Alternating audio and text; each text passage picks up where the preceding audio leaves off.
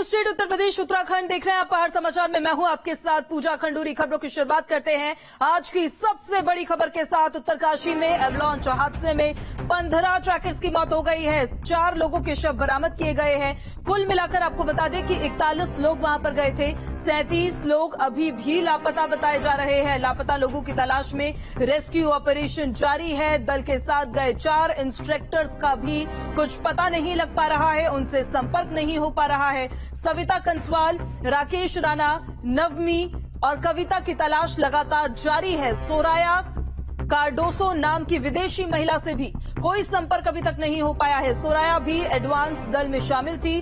अटानू नाम का एक इंस्ट्रक्टर भी दल में शामिल था। लापता लोगों से अभी तक कोई संपर्क नहीं हो पाया है। बड़ी खबर इस वक्त की, बड़ी जानकारी आपको बता रहे हैं। एवलांच हादसे में 15 लोगों की मौत की खबर सामने आई है और इस खबर पर ज्यादा जानकारी के साथ हमारे संवाददाता सुरेंद्र जसीला हमारे साथ कनेक्ट हो गए हैं। सुरेंद्र, वहां से क्या अपडेट है अभी आपके पास? देखिए, बड़ा अपडेट तो यह है कि 41 में से किसी से भी संपर्क नहीं हो पा रहा है। 40 लोगों में आपको बताऊं तो 34 ट्रेनी थे जो एडवांस ट्रेनिंग में आए थे और 7 इंस्ट्रक्टर थे। तो 41 लोग जो एडवांस टीम में थे, इनसे संपर्क नहीं हो पाया है। 8:45 पर आज जब ये सबमिट करके वापस लौट रहे थे और ये द्रौपदी डांडा 2 सबमिट कर रहे थे और सबमिट करने के बाद ही जब वापस लौट रहे थे तो एवलांच, बड़े एवलांच के चपेट में सब आए हैं। और क्योंकि एवलांच में बहुत ज्यादा मात्रा में टनों बर्फ होती है, आप ये समझिए बर्फ की चट्टानें होती हैं और उनके हिट करने से ये लोग बर्फ के नीचे दबे और कई लोग क्रेवास में फंसे हैं।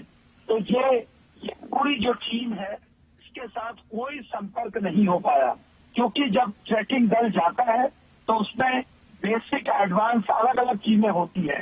जो बेसिक की टीम थी वो दूसरी जगह पर इस पर रुकी हुई थी, लेकिन जो एडवांस की टीम थी, एडवांस की टीम ऊपर जा चुकी थी, द्रौपदी डांडा को सबमिट करके आ रही थी। तो इस दल के जो 41 लोग थे इनके साथ कोई संपर्क नहीं हो पा रहा है और इनको सैटेलाइट के जरिए, वायरलेस के जरिए इनसे कम्युनिकेट करने की कोशिश की जा रही है। दूसरी बात यह है कि मौसम खराब होने की वजह से, बर्फबारी होने की वजह से रेस्क्यू कार्य रोकना पड़ा है। हेलीकॉप्टर के जरिए वहाँ लोगों को जो जाएंगे टीमें, उनको स्लेजरिंग कराई जाएगी, वो नीचे उतरेंगे, वो ढूंढेंगे 4 डेड बॉडीज जो ऊपर से आइडेंटिफाई हुई, जो ऊपर से दिखी है, उनको सबसे पहले हो सकता है कल निकाल लिया जाए, बाकी लोगों को तलाशा जाए। इतनी हाइट पर लोगों को तलाशना एक बड़ा, अपने आप में एक बड़ी चुनौती होगी। और दूसरी बात, आर्मी के जो चीता हेलीकॉप्टर्स हैं उसके जरिए भी वहां पर रेकी करने की कोशिश की गई है। बड़ा मुश्किल टास्क है। तो मौसम साफ होगा सुबह, उसके बाद फिर से ये शुरू होगा। उत्तरकाशी में बारिश शुरू हो चुकी है, मौसम खराब है और ये खराब मौसम बड़ी चुनौती बनेगा। पूजा। ठीक है सुरेंद्र, बहुत शुक्रिया आपका तमाम जानकारी के लिए। तो एवलांच में 15 लोगों की मौत की खबर सामने आ रही है। एवलांच हादसे में 15 लोगों की मौत की खबर सामने आ रही है। किसी से भी कोई भी संपर्क अभी तक नहीं साधा गया है। एक बड़ी चुनौती है क्योंकि बर्फबारी लगातार जारी है और बारिश भी वहां पर हो रही है, जिसकी वजह से रेस्क्यू को भी रोकना बीच में पड़ रहा था। दल के साथ 4 इंस्ट्रक्टर्स जो गए थे उनसे भी संपर्क नहीं साधा गया है। द्रौपदी का डांडा में एवलांच आया था और उसके बाद से ही ये जो पूरा दल है तब से लापता है। हालांकि रेकी की जा रही है, इनको तलाशा जा रहा है, लेकिन अभी तक किसी का कुछ पता नहीं चला है। कुछ बॉडीज आइडेंटिफाई की गई है। 4 लोगों के शव कल हो सकता है कि उनको वहां से पहाड़ी पर से लाया जाए। 41 लोग कुल मिलाकर थे जो गए थे। 37 लोग लापता है, अभी भी लापता है। हालांकि तलाशी लगातार जारी है। लापता लोगों की तलाशी में रेस्क्यू ऑपरेशन लगातार जारी है। दल के साथ 4 इंस्ट्रक्टर्स गए थे, उनसे कोई संपर्क नहीं हो पा रहा है। सविता कंसवाल, राकेश राणा, नवमी, साथ ही कविता की तलाश लगातार जारी है।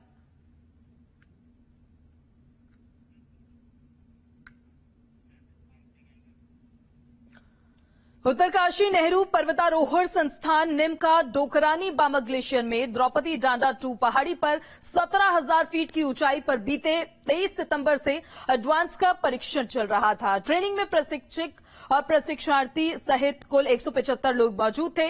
मंगलवार को अचानक से एवलॉन्च आया, जिसकी वजह से वहां पर ट्रैकर्स फंस गए। बताया जा रहा है कि 34 ट्रेनी और 7 माउंटेनियरिंग इंस्ट्रक्टर्स उनके साथ पर मौजूद थे। 41 लोग कुल मिलाकर थे। इनमें से 4 की बॉडीज बरामद हुई है, तो वहीं 37 लोग अभी भी फंसे हुए हैं। फिलहाल लापता लोगों की तलाश में रेस्क्यू ऑपरेशन जारी है। उत्तरकाशी नेहरू पर्वतारोहण संस्थान से 23 सितंबर को 175 लोग एडवांस कोर्स करने के लिए जो गंगोत्री घाटी की तरफ डीकेटी द्रौपदी का डांडा वहां पर पर्वतारोहण संस्थान प्रशिक्षण के लिए जाते हैं, लेकिन उनमें से एडवांस कोर्स के लिए जो 53 लोग हैं वो समिट कैंप को जाते हैं और समिट कैंप से आज सुबह ही वो लौटते हैं। लेकिन उस दौरान एक बड़ा हादसा होता है और एवलॉन्च की चपेट में 29 लोग आ जाते हैं। 29 लोगों में से अब तक 4 लोगों की डेड बॉडी रिकवर की जा चुकी है और जो बाकी लोगों का रेस्क्यू वहाँ पे चल रहा है। लेकिन अभी मौसम खराब होने की वजह से वहाँ पे रेस्क्यू कार्य नहीं किया जा रहा है। जो वहाँ पे 29 लोग जो एवलॉन्च की चपेट में आए हैं, ज़्यादा से ज़्यादा हताहत होने की आशंका है या कुछ लोग जो हैं ज़्यादा संख्या में वहाँ पे लोगों की मरने की संख्या वहाँ पे हो सकती है, ऐसी आशंका सूत्र लगा रहे हैं। Jagmohan Singh Chauhan, news state, Uttarkashi. और उत्तराखंड में एक बार फिर से मौसम का मिजाज बदलने वाला है। भारी बारिश को लेकर मौसम विभाग ने चेतावनी दी है। 5 से 7 अक्टूबर तक तेज बारिश को लेकर रेड अलर्ट जारी किया गया है। बड़ी खबर इस वक्त की आपको बता रहे हैं, उत्तराखंड में एक बार फिर से मौसम का मिजाज बदल सकता है। भारी से भारी बारिश को लेकर मौसम विभाग की तरफ से चेतावनी जारी की गई है, रेड अलर्ट जारी किया गया है। 5 अक्टूबर से लेकर 7 अक्टूबर तक तेज बारिश को लेकर रेड अलर्ट जारी किया गया है। इस वक्त की बड़ी जानकारी आपको बता रहे हैं, मौसम विभाग की तरफ से ये जानकारी दी गई कि उत्तराखंड में मौसम का मिजाज एक बार फिर से बदल सकता है। भारी बारिश हो सकती है, जिसको लेकर मौसम विभाग की तरफ से चेतावनी जारी की गई है। बताया गया है कि 5 अक्टूबर से लेकर 7 अक्टूबर तक तेज बारिश हो सकती है, जिसकी वजह से रेड अलर्ट जारी किया गया है। तो बड़ी जानकारी इस वक्त की देवभूमि से आपको दे रहे हैं। देवभूमि में एक बार फिर से मौसम का मिजाज बदल सकता है। मौसम विभाग की तरफ से रेड अलर्ट जारी किया गया है और भारी बारिश की चेतावनी दी गई है। और पिथौरागढ़ से बड़ी खबर है, धारचूला में जबरदस्त बर्फबारी हुई है। चीन बॉर्डर के दारमा वैली के पास ये बर्फबारी हुई। बर्फ की सफेद चादर से पूरी दारमा वैली ढकी हुई नजर आई। दारमा वैली पर इस सीजन में तीसरी बार ये बर्फबारी हुई है। ये देखिए तस्वीरें दिखा रहे हैं आपको पिथौरागढ़ जिले की, जहां पर धारचूला इलाके में स्थित दारमा वैली के पास जबरदस्त बर्फबारी देखने को मिली है। चीन बॉर्डर वाले इस इलाके में हर तरफ बर्फ ही बर्फ नजर आ रही है। बर्फ ने एक तरीके से सभी पहाड़ियों को ढक दिया है। इन तस्वीरों को देखकर आप कह सकते हैं। तो पिथौरागढ़ से ये तस्वीरें देखिए, धारचूला से ये तस्वीरें सामने आई है, जहां पर चीन बॉर्डर के पास दारमा वैली पड़ती है, जहां पर बर्फबारी हुई और भारी बर्फबारी की वजह से देखिए सारी पहाड़ियां जो है सफेद चादर, बर्फ की सफेद चादर में ढकी हुई नजर आ रही है। दारमा वैली में इस सीजन में ऐसा तीसरी बार हुआ है जब इतनी बर्फबारी हुई हो और सभी पहाड़ियां बर्फ की चादर में ढकी नजर आई हो। धारचूला से ये तस्वीरें आप देख रहे हैं चीन बॉर्डर की दारमा वैली में, जहां बर्फबारी हुई। और चमोली से बड़ी खबर है, जहां पर हेमकुंड साहिब में जबरदस्त बर्फबारी हो रही है।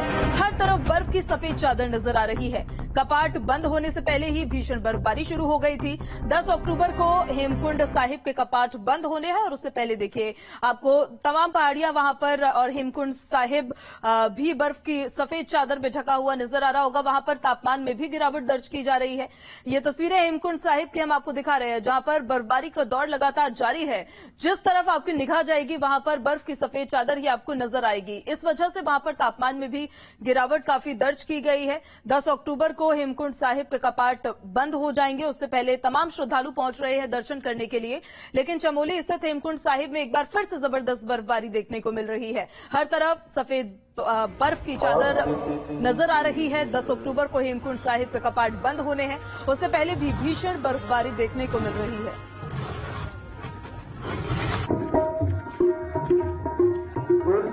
रुद्रप्रयाग में 11वें ज्योतिर्लिंग बाबा केदारनाथ धाम में नवरात्रि के पावन पर्व पर भारी तादाद में तीर्थयात्री पहुंचे। अष्टमी के दिन जहां पर 14,833 श्रद्धालुओं ने बाबा केदार के दर्शन किए, तो वहीं नवमी के दिन भी लगभग इतनी ही संख्या में श्रद्धालु बाबा के धाम पहुंचे।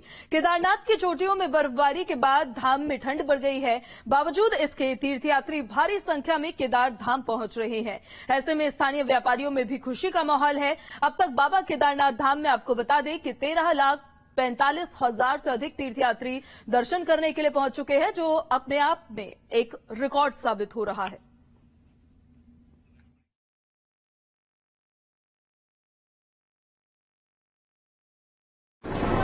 जय श्री केदार, हर हर महादेव। नवरात्रि के इस पावन पर्व में फिर से केदारनाथ धाम में रौनक लौट आई है। बीच में बरसात के कारण स्थानीय लोगों के चेहरे मुरझा गए थे, भीड़ थोड़ी कम हो गई थी, लेकिन फिर से भीड़ आप देख सकते हैं, इस तरीके से भीड़ बढ़ गई है, चेहरों में फिर से रौनक आ गई है। हमें देखिए पिछले कुछ 4-5 दिन से ऊपर की जो चोटियां हैं उसमें बर्फबारी हुई है और इसकी वजह से टेम्परेचर्स भी काफी डाउन हुए हैं। तो अलाव की व्यवस्था की जा रही है यात्रियों के लिए जगह जगह पर, और यात्रियों से भी अनुरोध किया जा रहा है, अनाउंसमेंट किए जा रहे हैं कि वो जो यात्रा करने आ रहे हैं वो सफिशिएंट क्वांटिटी में वूलन क्लोथ्स लेकर आए और रुक के आए। साथ ही जो भी मेडिकल एडवाइस है या जो भी उनकी आगे जो उनकी एडवाइजरी होगी उसको फॉलो करें। देवस्थानम बोर्ड के बाद अब तिरुपति बालाजी ट्रस्ट का पुरजोर विरोध कर रहा है। बद्री केदार मंदिर समिति और तिरुपति बालाजी के बीच होने वाली एएमयू से तीर्थ पुरोहित आक्रोशित है। तिरुपति बालाजी मंदिर और केदारनाथ धाम में जमीन आसमान का अंतर है, ये तीर्थ पुरोहितों की तरफ से कहा गया है। तो बड़ी खबर आपको बता रहे हैं, देवस्थानम बोर्ड के बाद अब तिरुपति बालाजी ट्रस्ट का पुरजोर विरोध कर रहा है। बद्री केदार मंदिर समिति और तिरुपति बालाजी के बीच दरअसल एएमयू जो साइन होने वाला था, उसकी वजह से तीर्थ पुरोहित आक्रोशित नजर आ रहे हैं। तिरुपति बालाजी मंदिर और केदारनाथ धाम में जमीन आसमान का अंतर है, बहुत फर्क है, तीर्थ पुरोहितों की तरफ से ये कहा गया है। ध्यान होना चाहिए, तिरुपति और केदारनाथ में बहुत ज्यादा अंतर है, जमीन आसमान का अंतर है। तिरुपति का एक्ट केदारनाथ से बिल्कुल भी मेल नहीं खाएगा और ना ही हम लोग जो है इसको होने देंगे। इसका हम लोग देवस्थानम जैसा ही विरोध करेंगे। देखिए, केदारनाथ में दूसरी व्यवस्थाओं पे जहां ध्यान देना चाहिए सरकार को, वहां बिल्कुल भी सरकार का ध्यान नहीं है।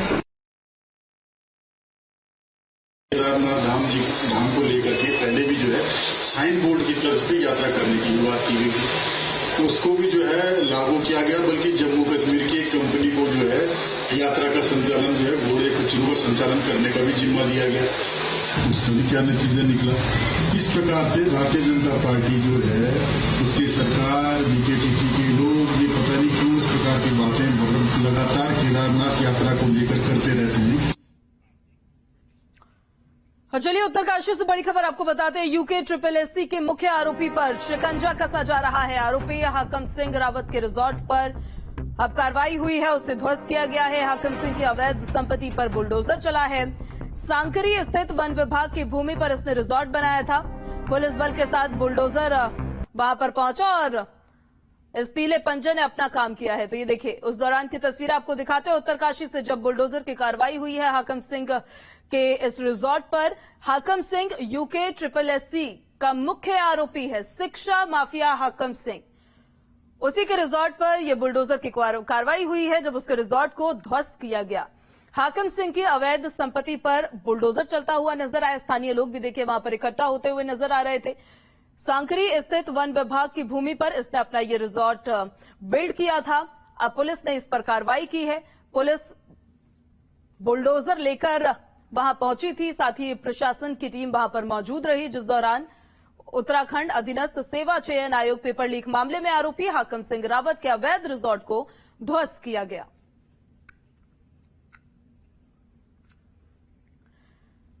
तो उस दौरान की ये तस्वीर आपको दिखा रहे हैं। देखिए, उत्तराखंड अधीनस्थ सेवा चयन आयोग पेपर लीक मामले में आरोपी हाकम सिंह के अवैध रिजॉर्ट को ध्वस्त करने के लिए बुलडोजर पहुंच गया।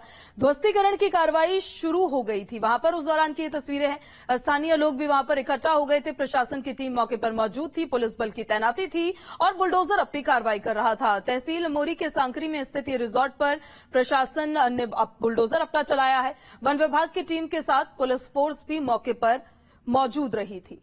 ये देखिए, उस दौरान की तस्वीरें आपको दिखा रहे हैं जब उत्तरकाशी में शिक्षा माफिया हाकम सिंह के अवैध रूप से बने रिजॉर्ट पर प्रशासनिक कार्रवाई हुई और उसके रिजॉर्ट को ध्वस्त कर दिया गया। तो सांकरी में वन विभाग की भूमि पर यह रिजॉर्ट बना हुआ था जिस पर यह कार्रवाई हुई है। इस खबर पर ज्यादा जानकारी के साथ हमारे संवाददाता सुरेंद्र डसीला हमारे साथ कनेक्ट हो गए। सुरेंद्र, यूके SSSC के मुख्य आरोपी पर आज शिकंजा कसा गया है, रिजॉर्ट को ध्वस्त किया गया, वहां से पूरी जानकारी बताइए। देखिए बिल्कुल, मोरी के सांकरी में जो इसका रिजॉर्ट था, ये गोविंद पशु विहार रिजर्व फॉरेस्ट है, जो उद्यान है, जो फॉरेस्ट का गोविंद पशु विहार है, उसकी जमीन पर ये बनाया गया था और 80% से ज्यादा इसमें इंक्रोचमेंट था। पशु वन विभाग की टीम ने पूरी इसमें जब पैमाइश कराई तो कितने हिस्से में इसका अतिक्रमण है और उसको देखते हुए तमाम रिजॉर्ट को पूरी तरीके से ध्वस्त कर दिया गया। मुख्यमंत्री ने भी ये कहा था कि इन लोगों पर आर्थिक तौर पे भी हम चोट करेंगे, आर्थिक तौर पे भी हम इनकी कमर तोड़ेंगे ताकि ये पूरा नेक्सस, ये पूरा जो नेटवर्क है उसे ध्वस्त किया जा सके और उसी के तहत ये कार्रवाई हुई। बहुत शुक्रिया सुरेंद्र आपका तमाम जानकारी के लिए। तो हाकम सिंह की अवैध संपत्ति पर बुलडोजर ने आज अपनी कार्रवाई की है। सांकरी में वन विभाग की भूमि पर इस रिजॉर्ट को बिल्ड किया गया था और अवैध तरीके से शिक्षा माफिया हाकम सिंह ने इसे बनाया था। तो प्रशासन की टीम मौके पर मौजूद रही, पुलिस बल की तैनाती थी और प्रशासनिक टीम के साथ बुलडोजर ने अपना काम किया। एक्शन में बुलडोजर नजर आया। स्थानीय लोग भी वहां पर इकट्ठे होते हुए नजर आ रहे थे, लेकिन इस रिजॉर्ट को ध्वस्त कर दिया गया है, इसको ढहा दिया गया है जो अवैध तरीके से बनाया गया था। और उत्तराखंड दौरे पर रक्षा मंत्री राजनाथ सिंह पूर्व में निर्धारित कार्यक्रम के तहत पहुंचे हैं देहरादून। जॉलीग्रांट एयरपोर्ट पर सीएम धामी ने रक्षा मंत्री राजनाथ सिंह का स्वागत किया है। और देखिए, उस दौरान की आपको तस्वीरें दिखा रहे हैं जब रक्षा मंत्री राजनाथ सिंह देहरादून पहुंचे थे और सीएम पुष्कर सिंह धामी ने उनका स्वागत किया था। लेकिन अभी आपको ये लाइव तस्वीरें हम आपको दिखा रहे हैं। आपको बता दें कि एक कार्यक्रम के तहत रक्षा मंत्री राजनाथ सिंह देहरादून में अभी मौजूद है और वहीं से ये सीधी तस्वीरें सामने आ रही है जहां पर आपको तस्वीरों में नजर आ रहा होगा आर्मी के जवानों से बातचीत करते हुए नजर आ रहे हैं। तो सीधी तस्वीरें देहरादून से आप देख रहे हैं। कार्यक्रम का यहां पर आयोजन किया गया है जिसके तहत देहरादून पहुंचे हैं रक्षा मंत्री राजनाथ सिंह। सीएम धामी ने उनको आज रिसीव किया था एयरपोर्ट से और कार्यक्रम में अभी उनकी मौजूदगी है जहां पर जवानों से बातचीत करते हुए वो नजर आ रहे हैं। तो ये सीधी तस्वीरें देहरादून से ही हम आपको दिखा रहे हैं जहां पर कार्यक्रम के तहत रक्षा मंत्री राजनाथ सिंह पहुंचे हुए हैं।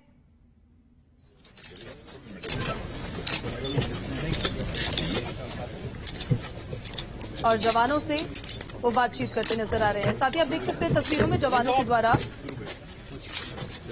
रक्षा मंत्री को भेंट भी की जा रही है चीजें। तो जो तमाम जवान वहां पर मौजूद हैं, रक्षा मंत्री उनसे बातचीत कर रहे हैं। उत्तराखंड के दौरे पर है रक्षा मंत्री राजनाथ सिंह और दरअसल ये दौरा पूर्व से ही निर्धारित था। कार्यक्रम था देहरादून में जिसमें शिरकत करने के लिए रक्षा मंत्री राजनाथ सिंह ने देहरादून पहुंचना था और उसी कार्यक्रम में अभी उनकी मौजूदगी है।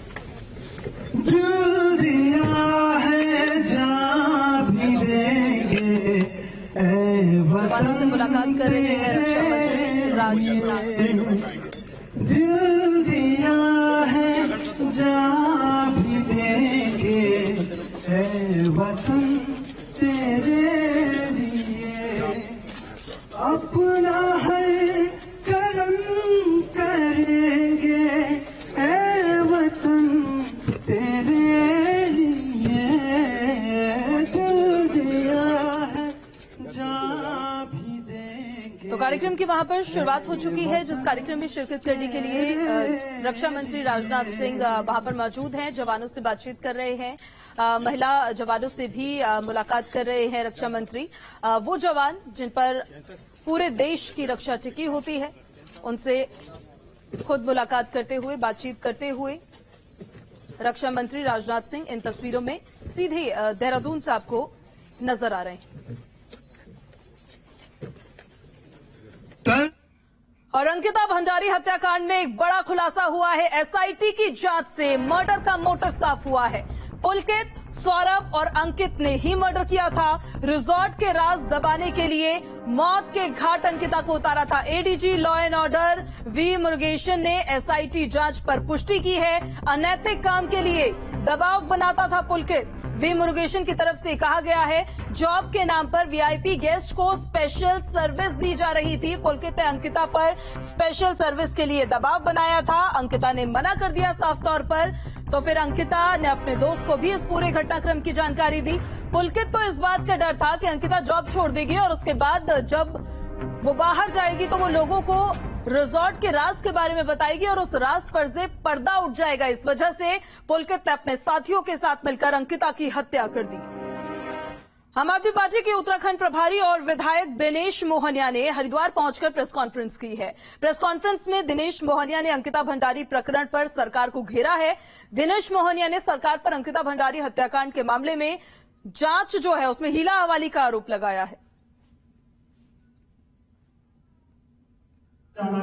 कि भाई सरकार ने जांच किसके, क्या पुलिस जांच करेगी, क्या सीबीआई जांच करेगी, क्या सिटिंग जज जांच करेगा या रिटायर्ड जज जांच करेगा, इस विषय पे सरकार को। और चलिए, बाहर समाचार में मेरे साथ अभी इतना ही। आप बने रहिए न्यूज स्टेट के साथ।